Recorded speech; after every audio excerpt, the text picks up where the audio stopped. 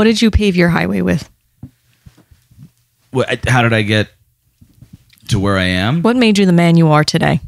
Oh, I kind of didn't have it planned that we'd talk about me. Oh. But I will. I didn't have a plan to talk about myself either until you walked in my office today. But I did. You thought I was kidding, didn't you? So you knew that we were going to talk about everyone, but then you didn't think we were going to get to you? Like, no, we I were just going to skip you over you? I just think there's enough to know about me, but I'll do it. I'll try to keep it short. Please ask me questions. Where were you born? I was born at CMC Hospital in Scranton. So was I. Yeah. Are you an only child? I am not. I have a sister who just turned 30 this week. She's not happy about it. Was your upbringing positive? And I'm not pausing on that to say that it was not positive. I mean, I grew up in Greenridge till I was about 9 or 10. I believe I was 10. And then my family decided to build a house in Clark Summit, so we lived for 2 years in West Side. And it was my sister and I are about 5 years apart, 4.5 years. She was born on Super Bowl Sunday, which my dad did not like. They were literally going from the delivery room to the TV to the delivery room to the TV.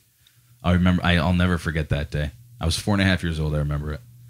And I was very upset that when my sister was born, she wasn't black. Why were you upset by that? Because there used to be this TV show at Robert Guillaume called Benson. If it's on IMDb, and I fell in love at a young age with this TV show called Benson. So you wanted your younger sister? Yeah, my mom tells a story that I started crying because she didn't look like Robert Guillaume. Yeah. Yeah. So I was always fascinated with cameras.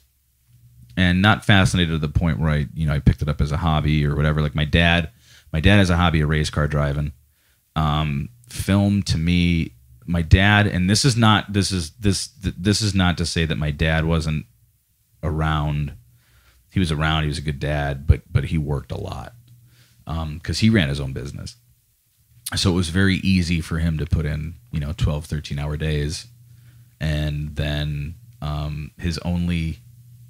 and his job's stressful. He's in construction, so he does steel fabrication and erection. Yes, Jimmy, I said erection. So I kind of I'd spend the nights late at night. My mom was a stay-at-home mom, and we'd stay up and watch movies on HBO. All we had was HBO. So we'd watch movies on HBO till like 2, 3 o'clock in the morning. And I just fell in love with that idea. And so they had first camcorder that they had was a Betamax, huge Betamax. And I would do like all these like little, they weren't even films. They didn't have structure, narrative, anything. They were just like these weird, like I was like, all right, I'm going to make my sister's holding, and she was like 4. So she'd be holding something in her hand, and then I'd cut the camera, and I'd be like, "Don't move," and then I'd take the thing out of her hand, and I'd hit record, and now it's gone, and it's a magic trick. So I guess I liked kind of creating magic ever since then. But the true moment that I remember that I really was fascinated with film was on Saturday nights. HBO would have the movie night. So whatever movie would premiere that Saturday night at 8 o'clock or 9 o'clock. And Revenge of the Nerds was on. And my parents would, my mom would invite like her brothers over and whatever, and like they'd sit around and like we'd watch a movie. And Revenge of the Nerds, I don't know if anybody's seen it, but it's adult. There's F-bombs, there's whatever, and somebody dropped an F-bomb. I repeated an F-bomb, and my mother got furious and kicked me out of the basement, and I could no longer watch the film. And I found that strange that there was a lot of power in that. Just to hear somebody say something, repeat it. Like, why is it okay for me to watch it, but it's not okay for me to say it? You know what I mean? Does that make sense to you, Lauren? Yes, Okay. but why did you have to repeat it? I was like 6 or 7. I didn't know the difference. It was a word I never heard before. It's like if somebody goes tchotchkes or Lucy cigarettes. I'm like, what's a Lucy cigarette? You know what I mean? Sundries. I got stuck on sundries when I learned about that word. I still don't know what that means. It's like miscellaneous stuff that you would buy in a sundries store, like sunglasses and lotion. Like Five Below, right? They sell sundries. Or like Ron John. Yeah. Well, yeah, more No, like that's a surf shop. more But like that has sunglasses and lotion. Like Big Lots. No, not like Big Lots. They got a little bit of everything in there. They definitely do have a little bit of everything in there. Mostly useless things. Mostly things that it's like, I don't need that. So how did you get here? How did I get here? I hated school. I didn't like studying. I didn't like homework. I thought it was enough that they forced me to go there 8 hours a day to have me do 3 hours more work or worth of work every night. I found unnecessary. So I wasn't exactly the best student. My high school nobody knew I was going to graduate until 2 days before my graduation of high school because I had a 64.6 and they rounded it up. And at Abington, what graduating was a 65. So that's how I graduated. Ironically, though, out of all my classes of all my years and all my grades, geometry I got a 99.9 in without studying once. That just kind of... So you just never went and developed that, though. So you must have just had a really crappy teacher. Do you remember the Pythagorean theorem? No, I got Jimmy. I swear to God, it was like one of those things where like I got my first 100 in that class, and then 9 months later, I was still getting hundreds. That's nuts. And I didn't understand why. And there was one test where I got it was 9 out of 10, and I got 9 out of the. It was a 10 question test. So and I got a 9 out of 10 on one, which got me down to a 99.9. Oh. Which I was like, and I was not an overachiever. I was not like, I was the guy who, like, we had a class called, oh my God, it was in 9th grade. My teacher, Mr. Cook, I'll never forget Mr. Cook. Mr. Cook changed my life, but it was basically about home ec? It was history, but it wasn't history. It was more like culture. It was more like what's going on today. Civics. Yeah.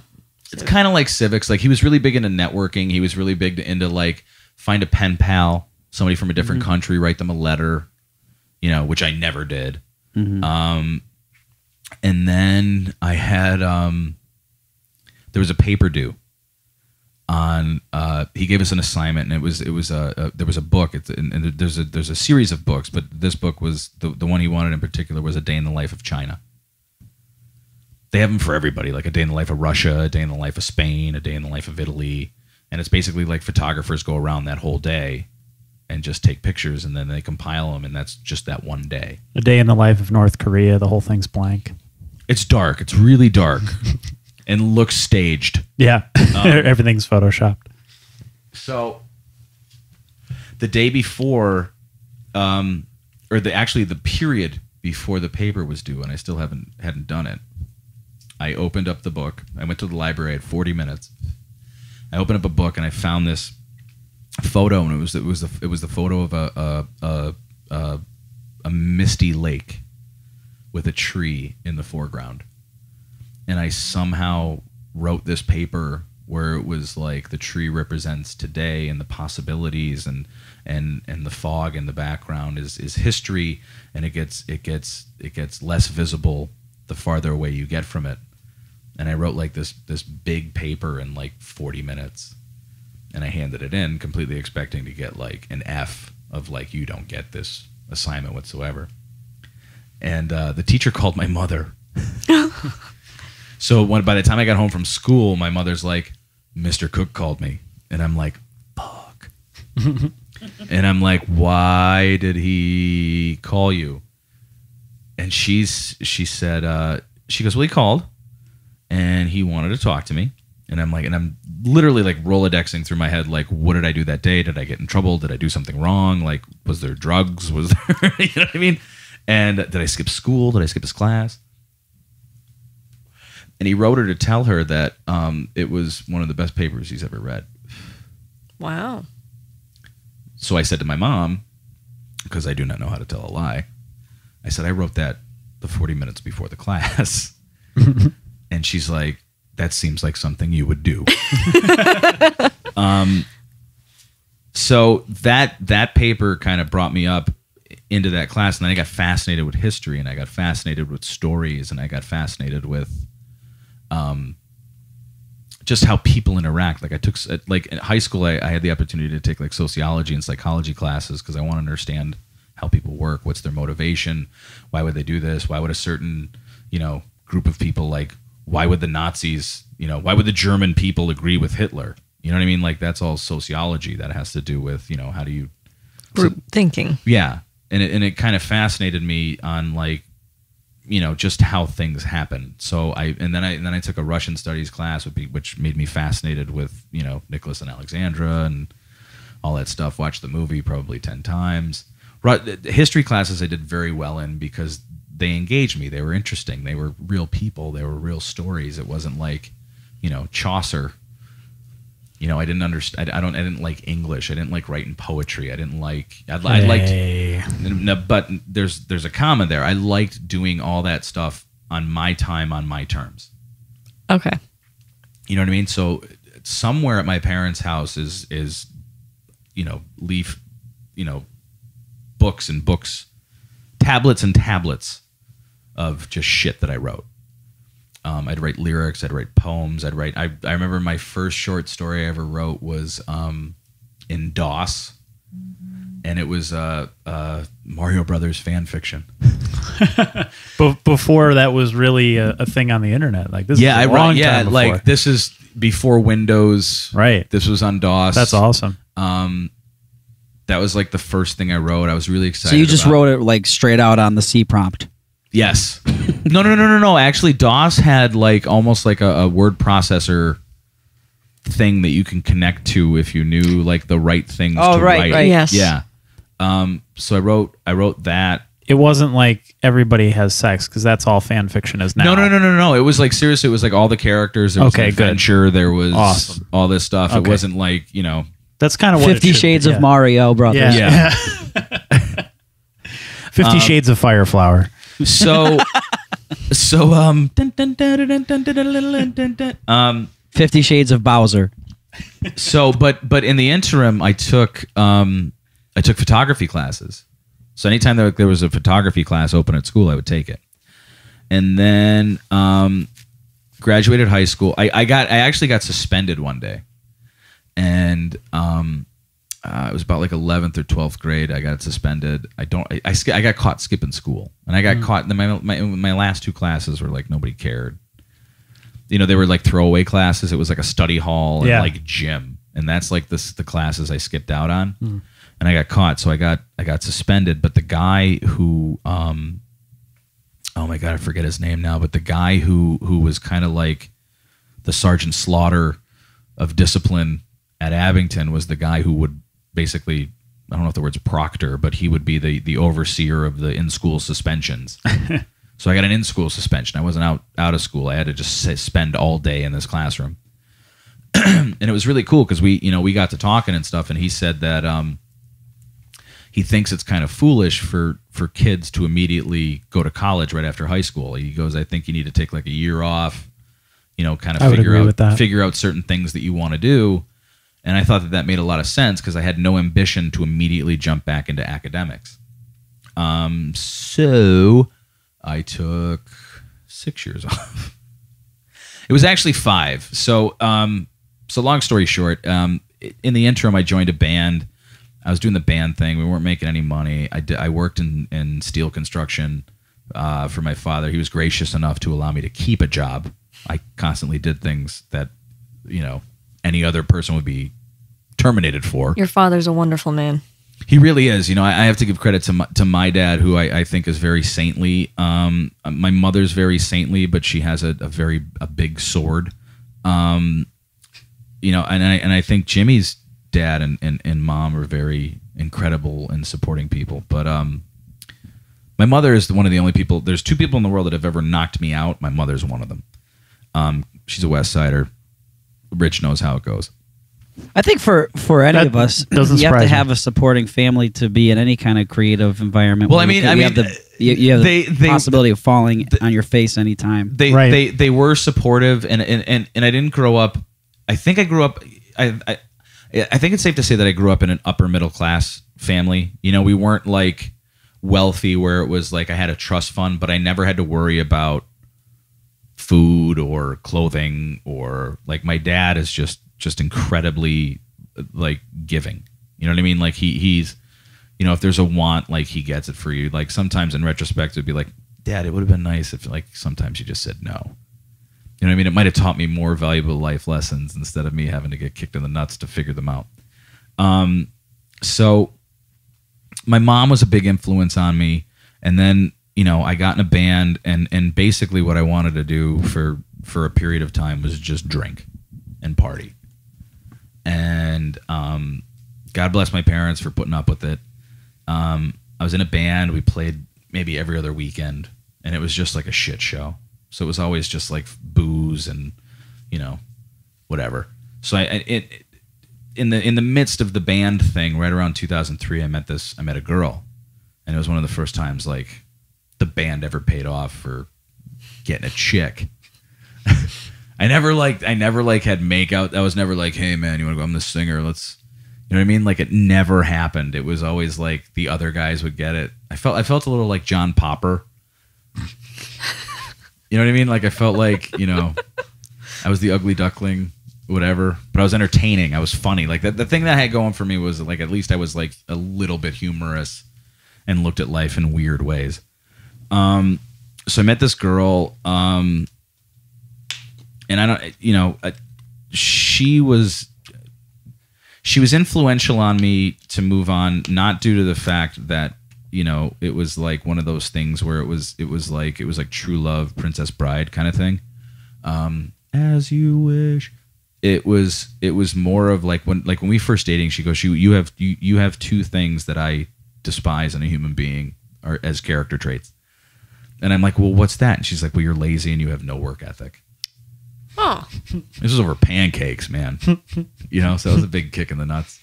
But we stayed together. She stayed with me. And it was crazy. And then she broke up with me, which is fine. But the way she did it, I didn't like. But I was so... I don't know if it was love or it was one of those things where it was like,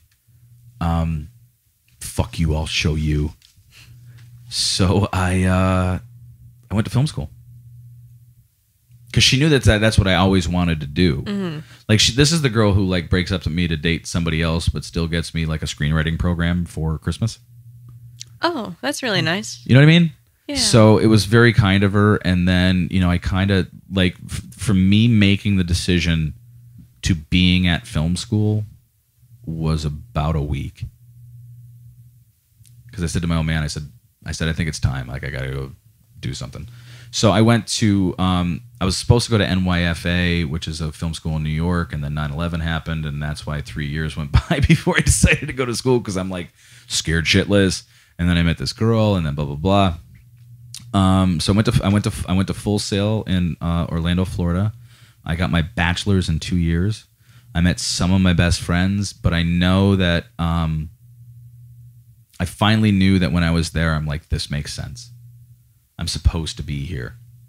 You know, I'm supposed to be doing stuff like this. I'm supposed to be, and it was fun, man. I like everything that we did. Like it was fun. You created shit, and you found out new ways to do things, and it was great. And it's how to tell a story. And it was not like, it's not a school of theory. It's a tech school. You know, so you either had it or you didn't. You could either write, you could direct. You know, you either had it in you or you didn't.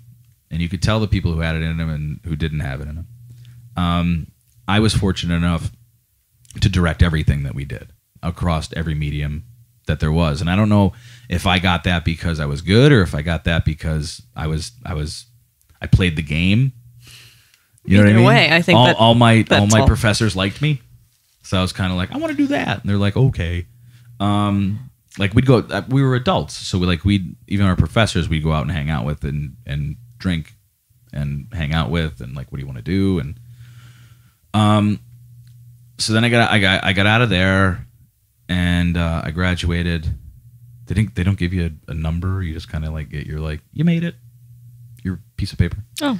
And then my two buddies had already moved to LA, and I was really dreading that. I didn't want to go to LA. So I was working for this small documentary in Orlando in the marketing and sales side of it. Like, the movie was already done. It was about like a 40-minute documentary. It ended up being on HBO as one of those HBO life stories things. It was about this kid who there was a genetic disorder, and he eventually became blind, but he learned how to play guitar. So it was all about like him finding hope in a guitar, which kind of played back to me. I love photography and I love music, so I think the blending of those was film. So then I decided to take a trip to LA just to visit my friends. I haven't seen them in like a year, which is like, I don't know, like 2005 maybe. And at the time, my buddy worked on a TV show called Scrubs. And Scrubs was shot at an abandoned hospital called the North Hollywood Hospital. It's a real hospital. It wasn't really a set. And we went up on the roof to smoke. And I remember the roof from episodes. And I kind of looked around and I looked at them because they were on my ass the whole time. They're like, you got to move to LA. You got to move to LA. And I'm like, nah. And I was on the roof smoking a cigarette. And I looked at them and I'm like, I'll be here in 2 weeks. And then I moved to LA. And within 4 days, I had a job on the #1 television show on TV, which at that time was season 1 of Heroes. So I started working on Heroes. What was that like? Especially to just come in like that. Heroes? Yeah. Or just coming into LA being like... Well, coming in LA and that being the first gig that you get. It's weird because there's this magic and this mystery behind film and television, and then when you're kind of like in the shit of it, it's really like construction, which is good that I came from a background of that. The problem with film and trying to use construction as a Mad Lib is that in real construction, somebody has an ego or somebody is sassy. The other construction workers will cut them down to size. Right. You don't have that option. Right. Like on Heroes, like it had to be, and nobody taught me how to PA. Like that was the one thing in film school that they didn't teach you. In film school, they if you were the PA, you were like, it was like the lowest of the low. If there was a caste system, it was PA's the worst. Then I get to LA and I'm like, oh my God, I wish there was a goddamn class on PAing. So I really had to learn by fire, and I had to, every time I'm like, I got to go to the bathroom. I'm going to the bathroom, calling my buddies, going, I'm like, what's a side? What's a day at a days? What's a line? What's a one-line sheet? What's, whatever. So they would. It's a good way to learn, though. Yeah, and they were great and they were helpful, and I stayed on Heroes for about a month, and then I got picked up on a TV show called Drive, which had Nathan Fillion in it and Emma Stone, and it lasted about 4 episodes, and it only lasted about 4 episodes because it was so expensive to make. And then I went back to Heroes, and then I went to work on my first film, which is a movie called Por Vida, which was about inner city Latino girl gangs. Totally within my wheelhouse. Oh yeah, lots of experience there. I was back in Scranton. I was the only. My nickname was Güero, which goes to show you how diverse that crew was.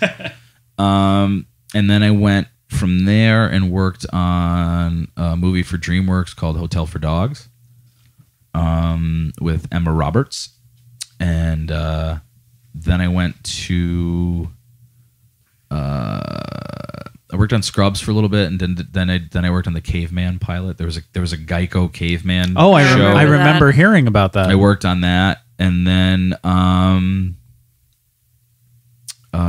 Sons of Anarchy came up, and I spent 2 seasons on Sons of Anarchy. So that was a big one for you. Sons of Anarchy? Yeah. Well, no one knew it was big. Not at the time. Not at the time, no. But looking back on it. Oh, looking back on it, yeah, it was huge. And the weird thing about you do like live this like gypsy life, but on Sons of Anarchy, I figured I'm not going to just PA. There was a lot of freedom on Sons of Anarchy. I remember the first week that I was there, the person who hired me, I looked at her and I said, I really don't do much here. Like I kind of feel bad, so I don't think you need me. And she goes, you're right. I think Fox is going to go out of business because you're hired. And I'm like, I don't know what that means. She's like, why don't you just shut up and be happy you have a job? And I'm like, all right, cool. And so I was on the night crew. I'm not a morning person. So like if crew call was at 7 a.m., they'd have a PA come in at 7 a.m. and then they would have a PA, they would have a PA come in at 6 a.m. and then they would have a PA come in at 7, and then they would have a PA come in an hour after call, which would be me. So I'd be there doing all the night work, everything. But after like 5 o'clock, like nothing happened. So I'd go to set and I'd hang out on set and I'd talk to the actors and I'd talk to the directors at the time and the producers, and like I was just like, I'm soaking up like all this information. Like what does it take? Like what's this like? Have you ever had an opportunity? Have you ever had an experience like this? Who was the worst person to work with? How'd you deal with them? Who was the best person to work with? How do you balance the psychology of dealing with all these creative people? Because they're all nuts. Oh yeah. So Kevin Corcoran was one of the producers on Sons of Anarchy, and he was the youngest boy on Swiss Family Robinson. And he was one of the original Mouseketeers. There's some trivia for you. Yeah. He was an amazing man. So at like 5 o'clock, like LA shuts down. Like you're not getting stuff for Panavision. You're not getting stuff from Location Sound. You're not getting, basically what's open is like Staples, and like that's it. So nothing really needs to get done. Like you don't have to make any runs. You don't have to drop off scripts. You don't have to do. So I'd hang out till like midnight, and we'd talk, and I'd watch movies. I'd watch making ofs. I'd hang out with the crew. I'd hang out with the cast. And then I started doing behind the scenes videos for them. I was taking photos. The showrunner at the time, who was still the showrunner, the creator of the show, is a guy by the name of Kurt Sutter. I was doing his behind the scenes photos that he would upload to his blog and stuff. Like he was very social media savvy. Like he was into it. Never got a photo credit. But but after 2 years, I was spent, man. And now was that the work, or was that just the environment and the people that made you spent? I think, and it was weird because everything started to become digital. And like Sons of Anarchy shot on digital cameras, and I would just read the trades and stuff, and a lot of like TV shows were getting shot in Colombia and Eastern Europe, and I was kind of like, you don't have to be in Hollywood to be Hollywood. And then somebody back here said to me, stop making other people's dreams come true, start making yours. And that really resonated with me, a lot. So I came back here and it ended up being worse. So I came back here and I ended up working for a company in Wilkes-Barre, and it just didn't go well. And it was weird because it was like getting defeated twice in like a year. It was like LA defeated me, and now I came back home where it was supposed to be like, this is supposed to make sense. Like this is supposed to be at least easier, right? And it was just so much harder. And that's when the booze and all that shit. That's when it hit its peak, and I decided to incorporate. Which in a haze of addiction is a great idea. Really, well, at the time, if you're ever out at a bar and people are like, we should go, light bags of poo on people's front yard and ring the doorbell and blah blah blah, you were game for anything, and it all sounded like a good idea. And my mother, was very like, this is dumb, you're a loser. She's real tough love. I love her to death. I don't regret one thing she says to me, because it all comes from a place of caring.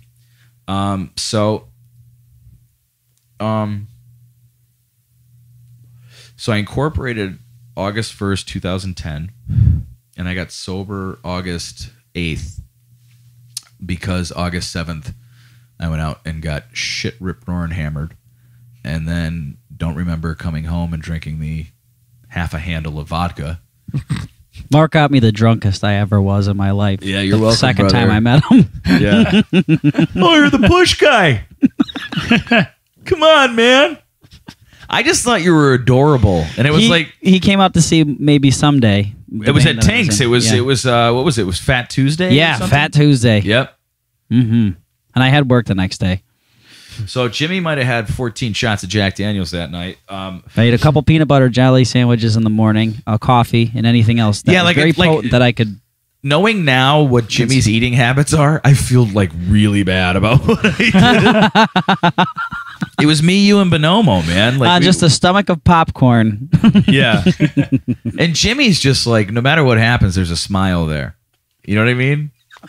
You just rolled with it, man. Yeah, Jimmy, you want another shot? And he's like, oh, sure. I remember we got a shot on the way to getting a shot because the girls were Yeah, because the girl was walking by. Yeah. Yeah, I don't. SoCo and I had, and the thing was, is like I spent, I had like all the money I accrued in LA, because you do get paid well in LA, but the cost of living is so high that like it's pittance. But like I made all that money, I didn't have to pay rent for the next month, so I saved like all that money, and I was getting a little bit of money from the other place I was working at. And literally, like I was going out every night, and like that coffer of money was just like dwindling. It was like Scrooge McDuck, and somebody drilled a hole at the bottom of his bank, and you can just see like the gold just go down.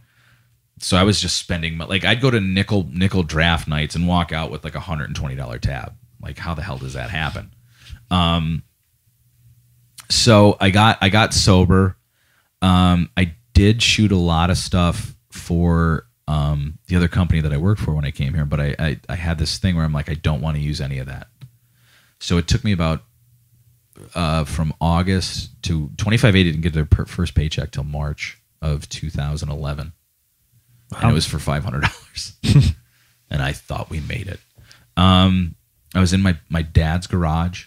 That's where I had a computer and a hard drive. And now I'm here.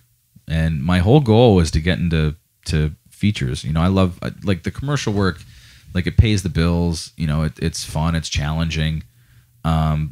Features I wanted to do, and I wanted to do my own. And I'm hoping that that's still a possibility. But I got through fate and chance. I got hooked up with a group of guys who just make movies, man, and they're really cool and they're really understanding, and it's not the Hollywood that I know.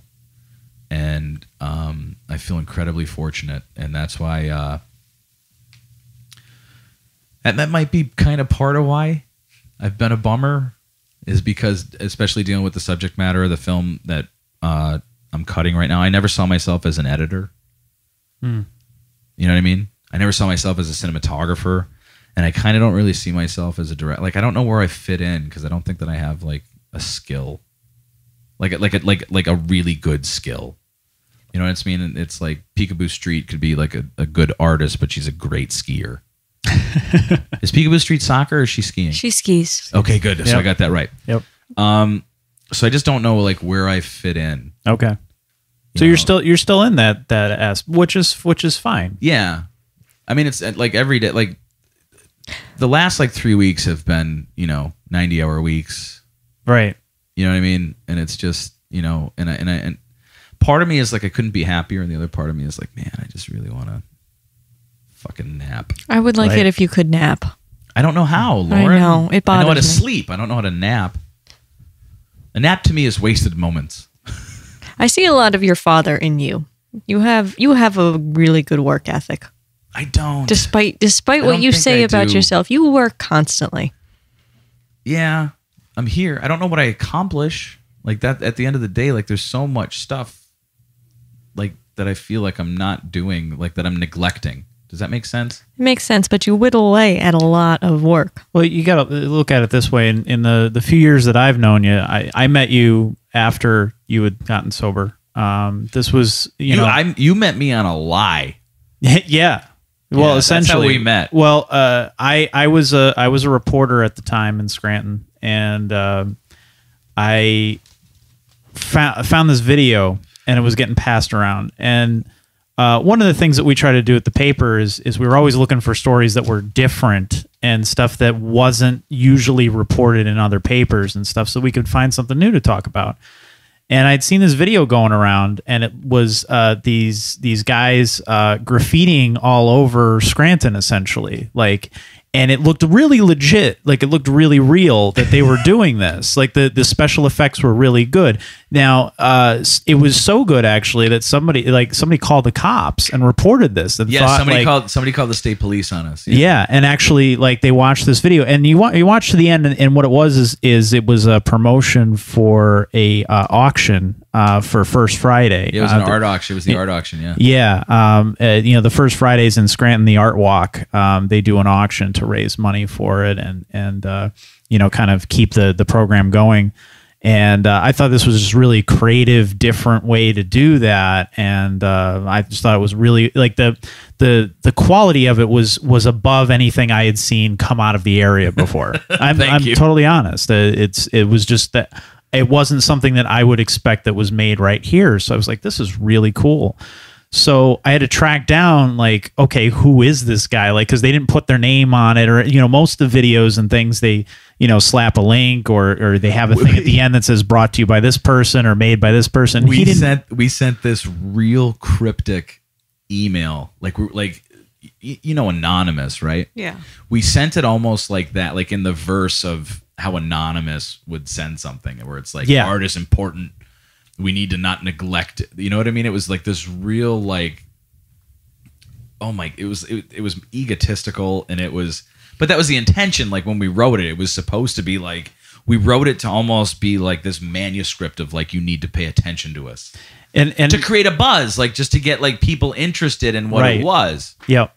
And as a reporter, I as an artist, I understood the art end of it.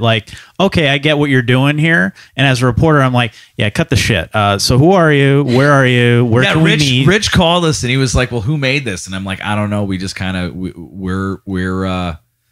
we're extensions of what they we're allowed to speak for them, but we're not allowed to disclose who it was. Is. Yeah, it was pretty funny actually. I was like, all right, now you got me more interested. Now we're gonna keep going, because that to me then I was very much, as a reporter, I tried to add storytelling elements to what I was doing, so I didn't just try to do here are the facts. I wanted to kind of paint a picture. So I'm like, all right, I'm digging what you're doing, because that's going to help me paint the picture more for readers. It's going to make it more mysterious, more interesting. I was hoping upon hope that your article was going to say, and these pompous douchebags who think that they're all that in a bag of shit. That's not my place to say. And that's not what you did. You painted it in a really nice light. And the thing is that we graffiti special effected a lot of landmarks. Yeah, it was all. We even went so far as we built a 12-foot by 8-foot wide green screen wall to make it look like we were rappelling down the Times building, and we graffitied the entire side of the Times building. I had to figure out how to do all these green screen special effects shots, which took a while. And we sent it to the Times. We linked it. We sent that the memorandum and all that shit. Nothing. And which is again, we did it specifically to the Times. The Times would be like, yeah, so they just would have them walk outside and be like, is there a zipper on the side of our building, because we painted a zipper? And it said, hey, your fly's down. Why? Oh no, because on the side of the Times building there's a zipper that makes it looks like the inside of the Times building. Yeah, they have a mural. They have a mural on the side of their building. So we wrote hey, your fly's down. And from a distance, it looks like we're hanging there, and we did the lighting right. We had to calculate the angle of view and how we would shoot the green screen stuff to make it look like we were up there. See, Like, there's a lot of shit that went into it. now you understand why I had to go my own way with media, because to me you're feeding them. You're not even feeding them the story. You're slapping them with it. Yeah. You know, because if I was a Times reporter and I saw that, I'm like, all right, they put us in their video. We have to do something on this. That's even just link the damn thing, and to get no reaction, I'm like, that's crazy. Because to me, we were heartbroken. I saw the video and I was like, oh, we got to do something on this. So we did. We had Jimmy recorded the song. Yeah. Remember that, Jim? Yeah. We did Paint My Masterpiece by the band, right? Yeah. We re-recorded the entire fucking song, right? Yeah, that was also one of the first times I worked with John. Yeah, John Smith was a friend of mine, and I said to John, I'm like, John, like, you gotta sing this song. Like, you're the only guy I know that can do this song justice. And what did he do? Like a take and a half? Yeah, and it was destroyed. He's like, I gotta go. He did it better than the band did. He did it better than like Levon Helm and like all those guys. And Smith and Jimmy sent me the song, and I was like, holy shit. Like, and I'm like, how long did that take? And Jimmy's like, about 4 minutes, and he had to leave. Like, it's a great tune. Like, the way they did it, like, we had fun with it. Yeah. You could tell. And, that was kind of like our first foray into like, raising. That was like one of the first things you and I worked on together, I think. I think that, no, the Push video was. Remember how I had to do the jump? But that was only like you and me meeting for about 30 seconds while I did it. Right, yeah. This was like the first premeditated project that we did. But the awful thing about what we do, and I think it's part of what takes away the magic from it is that we did that for free. We did it for fun. We did it because we wanted to do it. Right. And strangely, when money comes into the equation, like it's almost like you have it's like Trivial Pursuit, the pie. Like, your pie is filled with creativity. All right. The moment you have to worry about revenue, a lot of those pieces of that Trivial Pursuit pie get taken out and get replaced by thoughts of revenue. Right. So we haven't really done anything really like that since, because now it's about like keeping the lights on and having like a livelihood. And well, at the time that I had met you, you were still, because then we did kind of a follow-up story just about 25/8 in general and stuff. Yeah, which I appreciate. Thank you. And it's fine. It was how many years ago now? I mean, don't worry about it. It's still cool, man. I'm still thankful for it. But what and I've watched you guys develop from there, because at that point you were doing it out of your house. Yep. And then the basement of my house. Yeah. Right. And then, within what, a year, 2 years, whatever. I think within, within a year we moved into here. Right. And this, here, for people who are listening and not seeing this, I mean, this is a pretty sizable warehouse that they've kind of, you guys have customized essentially. 7,500 square feet. Yeah, in this huge studio. So, I mean, you have the recording studio in here, the studio that we're in now, and then you have these hallways with different rooms, with editing rooms and things like that. And then you have, basically there's a stage out here in the main warehouse area. Infinity wall. Yeah. We have two photographers. Two photography companies here who are both talented in their own right. Two Stick Studios and iDesign Studios. And then starting November 1st, Corey Wolf's moving in. Yeah, I remember you mentioned that the other day. That's really great. He was one of our guests on one of our earlier podcasts. Episode 2. That's right. So 2015 seems to be sizing up for, us to kind of like lean towards a direction, or at least me in particular to lean towards a direction of something that I really want to do, unless, we fuck it up. But I hope we don't. Like, the people I'm working with, especially in this movie 9 Line, are incredible people, and especially the director Carrie Patton. He's a military guy, but I've never met somebody who's so fair and so patient with somebody who's as wacky as me. Besides Lauren, you're the only one that I think can put up with me. As far as like, the crazy shit and how my mind works, and you're just very okay. So this is the part of the show where I want to say to all of you, without crying, you keep me centered. and I appreciate it more than I think you will ever understand. Rich, you're the guy who, you know, I look up to and I envy, and I could never do a tenth of what you do. And I know you brush me off, but that's how I look at you. And Jimmy, I still don't know why you're here. No, Jimmy, honestly, like from the heart, man, I love you to death. The fact that you, number one, like, you know, do these podcasts, like anything that I ask you to do, and you know that you can always say no, but anything I ask you to do, you always do them, and you do them. Maybe 1% of the time you might complain, but the other 99% of the time you're there. And especially with the film end of things, because in a weird way, man, like you're making all of what I want to do possible. And I just want to say thank you from the bottom of my heart for doing that. Oh, thank you for giving me the opportunity. Yeah, now don't fuck it up. Famous last words. Yeah. So no, I mean that truly. Like you guys are right. Well, you guys are honestly like my center, besides my girlfriend. And it all comes back to we're all here because we love what we do. Yeah, that's right.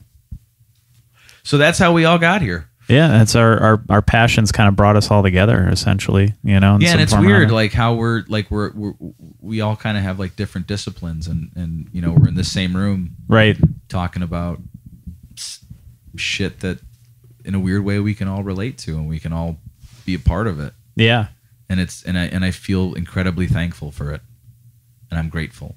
Yeah, it's cool because I mean I've known Mark for a few years. I've known Jimmy for a few years. Lauren I just met really like not too long before we started doing this. Basically the first day. Yeah, so I've been getting to know you, through this, and that's been a lot of fun. It has. Yeah, that's cool. And I think we all kind of bring a different dynamic to it because we all have different perspectives and different backgrounds and stuff. You know, like my background is so drastically different from all that too. Yeah, but we still, I mean, I think the common denominator that we all have is that the paths that we thought we were supposed to be on and the things that we did ended up not leading us in directions we expected. And I think we're in better places. Yeah, it's weird. Like I never thought I'd be here, doing NEPA Scene and why I'm doing it and everything else. It's strange because it makes sense in the big scheme of things, but just looking back on how I got here and whatever, it was just a weird way. Like if I knew it was going to end up here, I would have thought it'd be a straighter path. It was kind of curvy and all over the place. I think we all took the scenic route. Yeah, definitely. I know I definitely did. I took the path of most resistance. Yeah. And I just hope upon hope that we can take, that feeling that we have, and we can constantly hold on to it so that we don't forget. Right. So that we don't, let that fall to the back of our minds why we do what we do and why we care so goddamn much. You know what I mean? Because there's a lot of days where you're like, just fuck it. Well, I'll and that happens to me a lot, especially recently. And like I met a guy the other day. I had a kind of a business meeting, and I'm just starting to get into the business aspect of things, which is a nightmare. Yeah, you did, to be fair. But at least they let you know, so you know what you're in for. Absolutely. And it was just very clear that this guy had just a very different mindset of, I came in kind of with an idea of what he did, and this meeting was set up, and he hadn't even looked at the website at that point. He looked at it like while he was talking to me. So I was kind of like put off by that right off the bat. And but you can't take offense to that. Well, he essentially went through, and like I don't think he said a nice thing. Like I don't think he, like, everything he had to say was some sort of criticism, or you should be doing this or making money on that, or this is how you do this and whatever. And it was like, well, what you do is obviously very different from what I do. And B, you're very successful at what you do. I'm not gonna, deny that. That's fine. But I think, he didn't really see the passion or the work, and he didn't really look at it. You know what I mean? He didn't even click on one link on the site. He just looked at the front page and said a bunch of things, and that was it. Right. And didn't really see what we were trying to do or how we were trying to do it. And, I felt like everything I was saying, I was kind of digging a deeper hole. Like it just wasn't helping at all to describe what I was doing. Or, it was like, it was trying to describe quantum physics to a person who only speaks Chinese, and I only speak English. You know what I mean? And I'm trying to, I'm digging my hole deeper and deeper, trying to explain this, and he's just standing there like, what are you talking about? You're never gonna sell people on passion. I mean, the thing is from what all of us do, from Jimmy to Lauren to you to me, is that we want. Our whole goal is to do what we want or do what we love and make a living at it. And at the same time, while we're making a living at it, whomever we're doing it for, because we're at the end of the day, like it is for us, but it isn't for us. Like Jimmy's not recording an album for him; he's recording it for a client. Right. I'm not doing a video for me; I'm doing it for a client. You're doing an article for a band, so that if you just wrote your thoughts, like what the hell would it matter? Like your purpose is there and it's for them. Lauren doing strategy and stuff. It's like, it's not for her. You know what I mean? It's for other, it's for other people. So, right. So being that, we're trying to do, what we love and we're trying to make money at it. We want to make the people that we work for and with happy. And we try a lot to do that. I mean, everybody has a bad day. Everybody has a bad moment. Everybody, has a bad week or month. Lord knows I do. And we want to make people happy, and we want to, I've had employees where like, I love them to death, and just shit didn't work out. Right. And it bothers me. Like it still bothers me today. Mm-hmm. About how stuff did not work out, and it breaks my heart. But the world's got to keep going. Right. PP&L doesn't care. Right. That, I'm sad. Yeah. They want their money. Mm-hmm. I think more importantly, the fact that you listen to your audience says a lot more for anything. I think all of us kind of appreciate the audience that we're doing all of this for, even more than specifically the person who made us do whatever it is that we're creating. Right. Oh, yeah. I think ultimately that's all that really matters, because they're the ones that have to put up with the stuff that we make. Well, for me, like the audience is the reason that you're doing it. It's for yourself. And all art is a little selfish in that way. Because you're trying to express yourself or how you feel or whatever. But like it goes all the way back to when I was a kid, and I wanted, I was a real shy, quiet nerd. And I really wanted people to like me, because nobody, I went to a Catholic school, and it was tough for me to fit in, because I was always different. Like I never felt like they did. I never acted like they did. I was just, there was just something about me that stood out for some reason. And I was just mercilessly picked on, or just always excluded. Like people would just go out of their way to exclude me in things. And I think all the other kids were, come from at least families that had a little bit more money and that sort of thing. And life was a little bit easier for them, right? Exactly, and at least they were all involved in some sort of sports or whatever. They had something, and nobody was into the things I was into. I was into comic books and cartoons and things like that.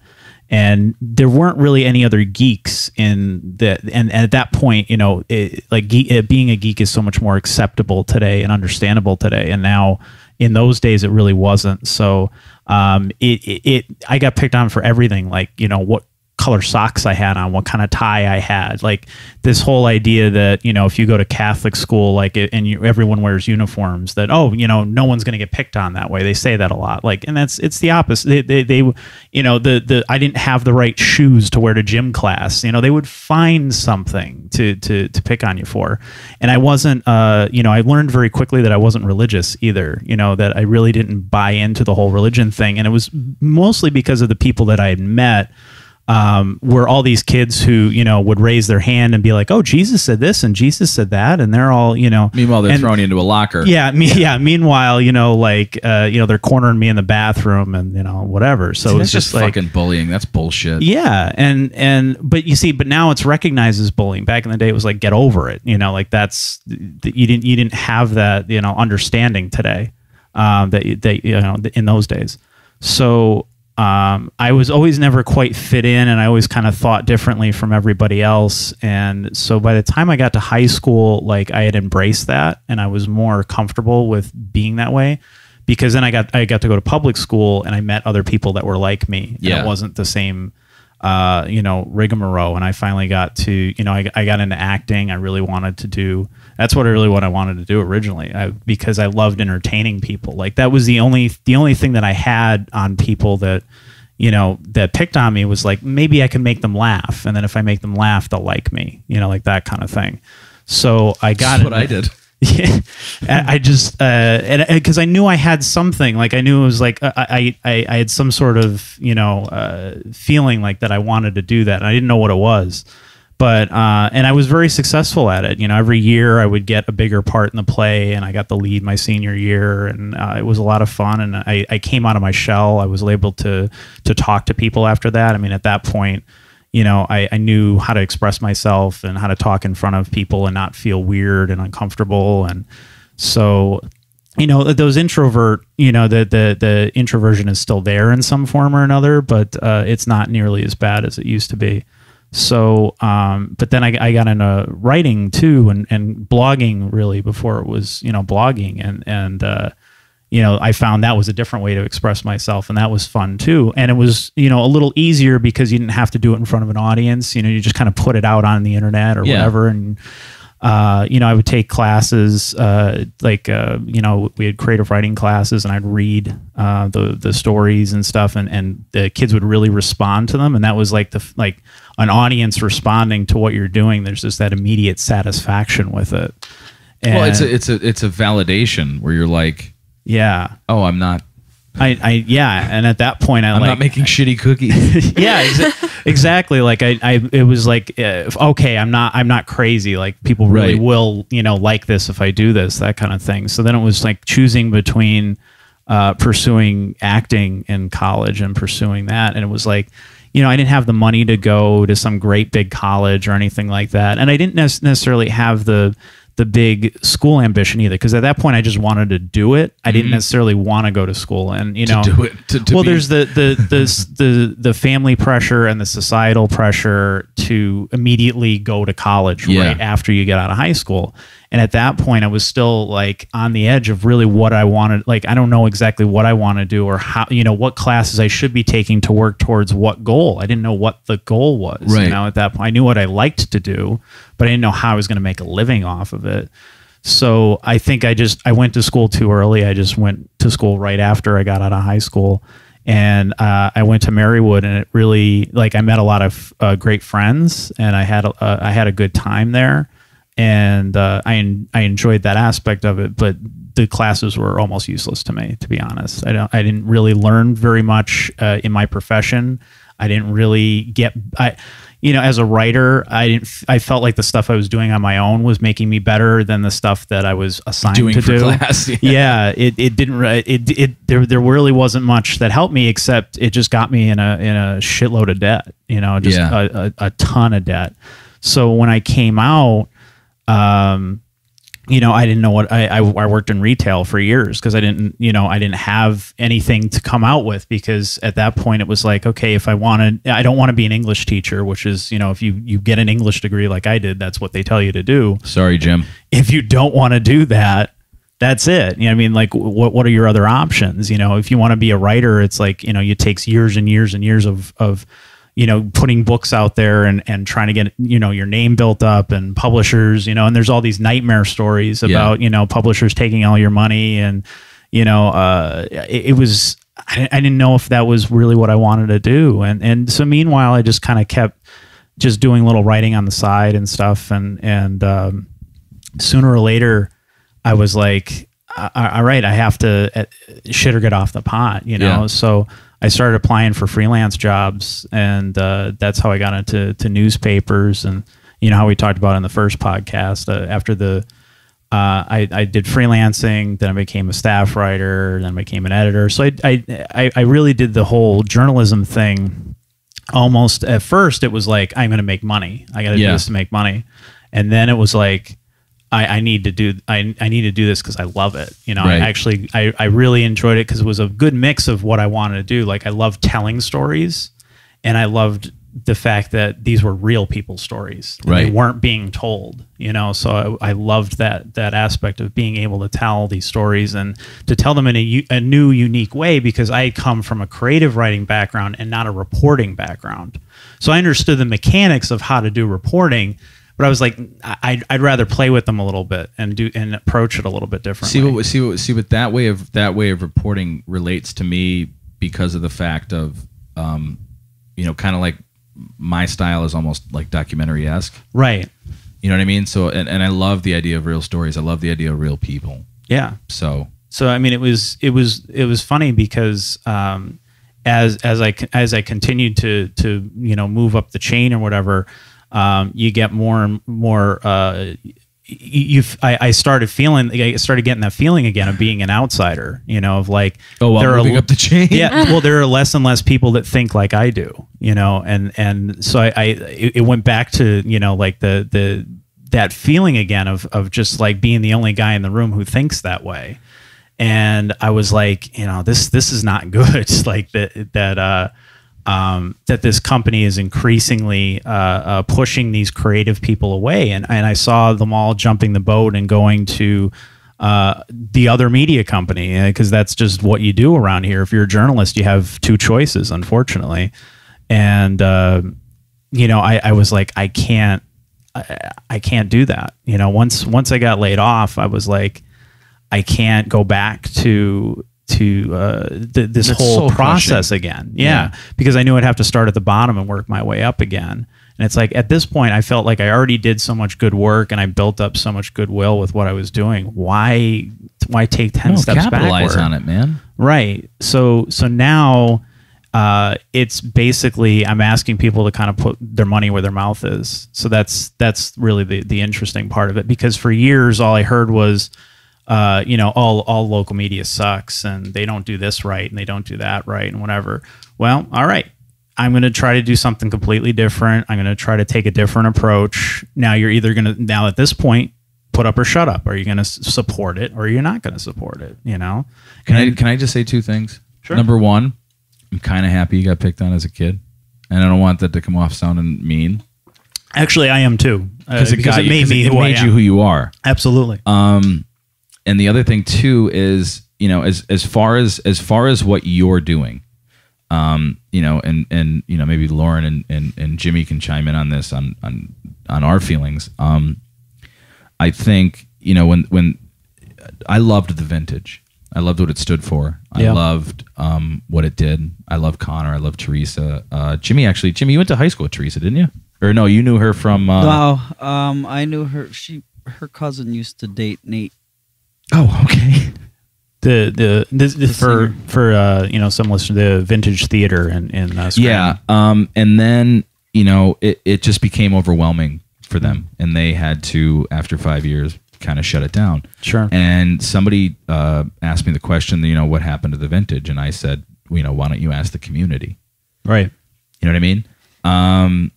Because everyone loved it, but nobody supported it. Right. I think in the case of what you're doing, I mean, look, I'm a corporation. You know what I mean? I really don't need people to believe in me. Right. I mean, they do have to believe in me, but not in the way of what you're trying to do. Like if I give them if I give them what they want, they'll call me again. Yeah. Which is fine. But I think everybody out there listening, if you've made it this far, I think you need to realize that the things that you care about and the things that mean something to you, which also means the people that care about you and the people that you mean something to, you have to be supportive of them. You have to spread the word. You have to tell a friend. You have to share a link. You have to get the word out. Otherwise, the things that you care about disappear. And then when they disappear, you wish you could have done something about it. So don't wait till tomorrow. Do it today. The more you know. Well, you know, I'm speaking in terms of NEPA Scene. Right. Well, coming from, you know, because I'm very much like I'm extremely liberal to the point where some liberals look at me and go, "Whoa, I wouldn't go that far." I don't know if you're Rachel Maddow liberal, but I'm, you know, I'm not religious at all. I'm very atheistic and I'm very skeptical. Just keep those things quiet. Well, and that's you know, that in itself is you know, and is alienating for me, or to think that way, because, you know, a lot of people are like, whoa, you know. So I usually don't, especially with NEPA Scene, I don't get into any of that stuff, and I don't approach that stuff because that stuff's not important to, you know, the overall, well, it's you not, know, what it's not I'm trying to do scene. Or whatever. But it has played into the attitude that I've kind of taken with it. Like, I feel like this is, you know, I don't necessarily believe in, you know, a path of destiny or anything like that was laid out for me or whatever. But it was like, it totally makes sense why I ended up here. You know, like, I don't think I could have worked for the big company forever, because sooner or later they would have weaseled me out and figured out, nope, that guy doesn't fit in. He's not right. Get him out of here. You know? No. And you know, and in your defense, man, I can't find a more, regardless on belief system or political beliefs. Yeah. I find you one of the most generous, thoughtful human beings that I've ever met. Oh, thank you. And, you know, you still got some West Side in you, which I like. Sure. Yeah. You know what I mean? That's there. And don't let that leave. And, you know, maybe I speak for everybody here, but, you know, we wouldn't be here if we didn't believe in you. We wouldn't be here if we didn't believe in us. Right. You know, so we're kind of like the Fantastic Four. Yeah. You know, we got each other's back. Sometimes we don't agree, but at least we got each other's back and we respect each other, which I think is awesome. Now I'm immediately thinking, well, which one's which then? It's probably me. No, like which members of the Fantastic Four are we all in? Jimmy's definitely the Human Torch. Oh, yeah, Jimmy's Human Torch. Yeah. Okay, Jimmy's Human Torch. You're Reed. I'm sorry that you have to be Invisible Woman by default. Why? Because you're a woman, and a lot of the times we disregard your opinion, so you're invisible. In the nicest way possible. I'm just kidding. Because you're a woman.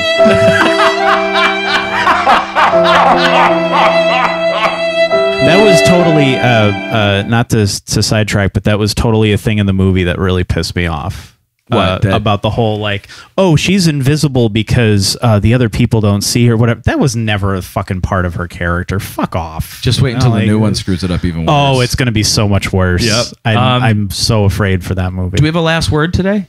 Yeah, we actually, just a very quick one. We actually... Thank you, everyone, for making it this far and hearing all of our stories and me finally be I did honest. talk to our friend Bill Danger Robinson from last week a couple more times. Yeah, we went back and forth a couple more times, and then he finally gave Did he up. listen? No, I just whipped him so bad that he felt like an idiot and stopped commenting. So, you know. I just wish Did he acknowledge the No, your trolls never do. He just left something like stupid and nonsensical. Because I said I know you're You gonna smell like poo. Yeah, at that point I had completely annihilated anything that he had to say, and he just like he put like hashtag NEPA hashtag Hana, and that was it. That really just summed his whole argument up. Right? Yeah, that was all he had left at that point. You got me. It was like he shorted out, I think. Yeah. Beep boop boop boo.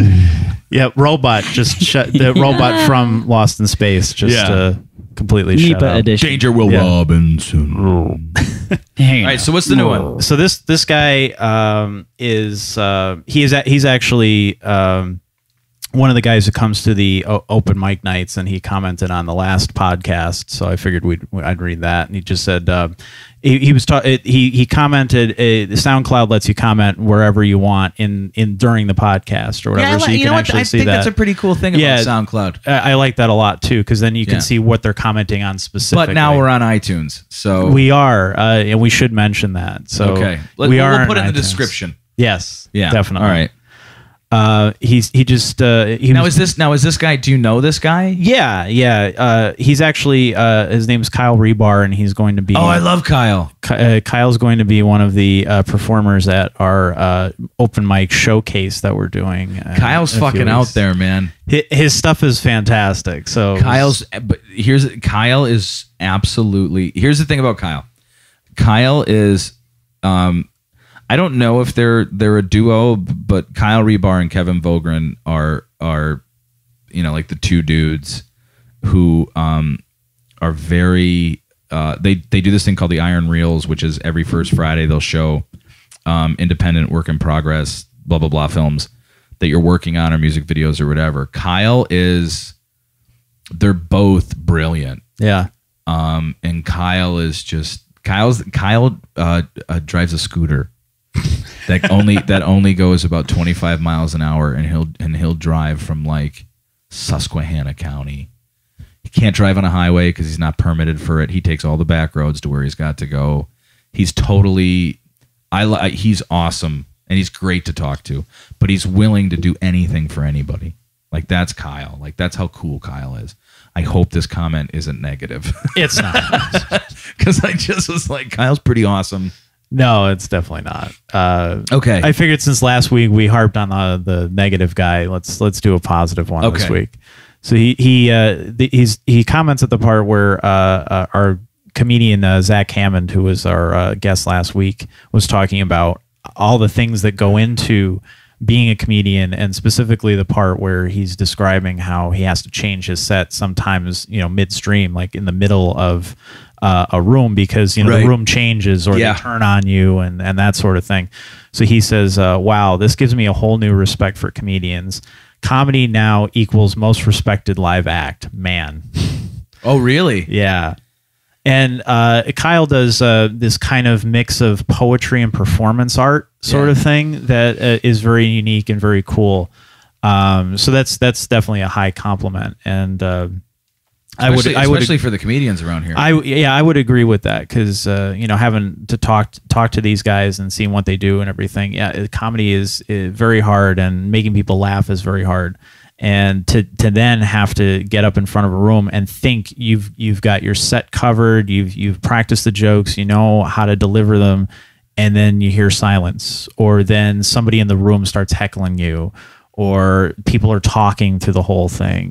There's so many things that can go wrong. The scary thing is it's interactive art and it's not supposed to be. Right. Exactly. You know what I mean? I talk, you laugh or listen. Because, you see professional comedians do it, especially on like TV, on Comedy Central, or you watch an hour special or something, and they're so good at what they do at that point that you just see the audience laugh and them tell the jokes for an hour, and that's it. And you think that's how it's done, that you memorize an hour worth of great material, you get up there and recite it, and then people just love you. Yeah. And it's so much more work than that. You have to get to that point. It takes years and years and years of dedication. And to constantly be like kicked in the nuts. Right. And keep going. Like, to have the fortitude to like do another set tomorrow. Yeah. After like last night's was shitty, and it's not because of, we'll use Zach for the example, but it's not, it's probably not because Zach wasn't funny. It's just because the crowd just wasn't there.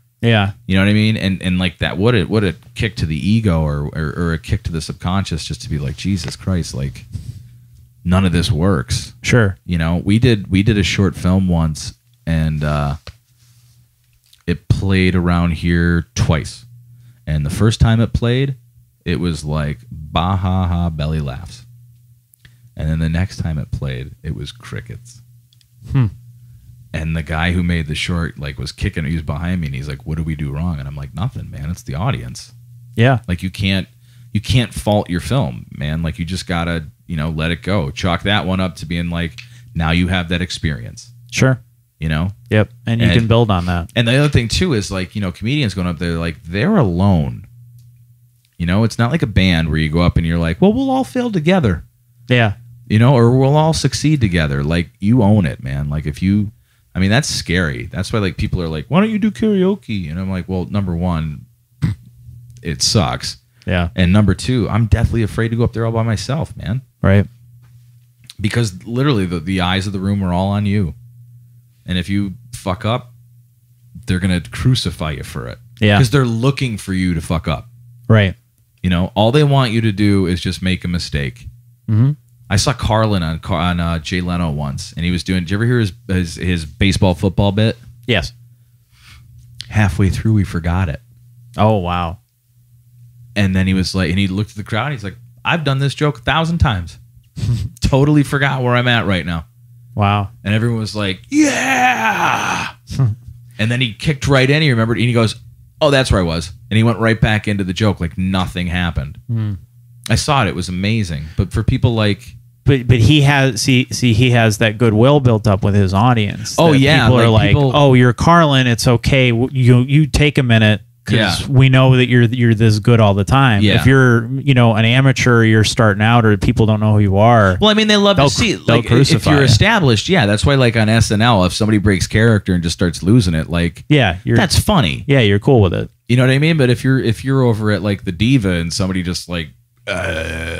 Yeah. The audience is going to be like, well, that wasn't believable at all. Right. And you're like, no, man, because nobody's perfect. People forget shit all the time. Sure. Jimmy's played songs 1,000 times, and all of a sudden he's like, I have no idea where this song starts. Especially when I drink tequila. It's a mind eraser. Yeah, it is. That's what it should be called. Yeah. All right, well. Yeah.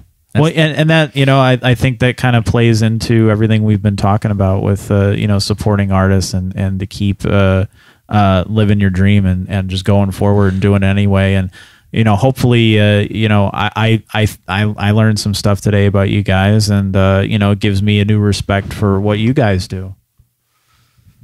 Not so much Jimmy. Well, I'm just kidding. I was just a bag of hot wind today. You were, man. Because you're the Human Torch. There you go. I don't even think you took a breath at the first 40 minutes of this. Yeah, I don't think so either. Yeah, you were like the Micro Machines guy. I almost bought I missed that, man. I almost bought a Buick off of you. I missed that guy. I forgot about him. Yeah. So we should have him on here. Do you think we could track him down? I mean, his career's He's not still doing around. anything right now, so... I was wondering about that. If we could get like a semi-famous person that just is not relevant anymore, if we could get somebody like that on our podcast. What? Yes. Let's do it. No, let's aim for famous people.